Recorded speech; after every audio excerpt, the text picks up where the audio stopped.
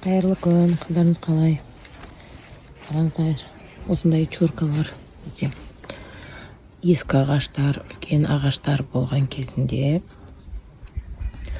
осылай максимально түбімен алып тастаймыз, одан кейін бәрібір астында қалып қалса тамырлары, олар шеттерінен күшіктеп өсе бастайды. Соны өспес үшін сол жерге кәдімгі пищевой тұз сеуіп тастау керек. Сол ағашты құрғатып жібереді.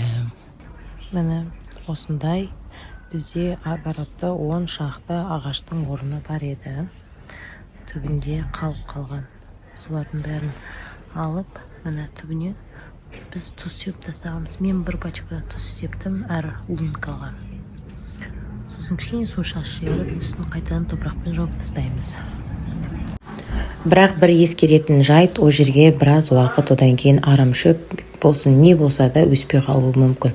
Сондықтан егер де арамшөп құртқыңыз келетін болса, сол жерге де тұз себуге болады. Басқа гербицидтерға қарағанда тұз арзан шығады.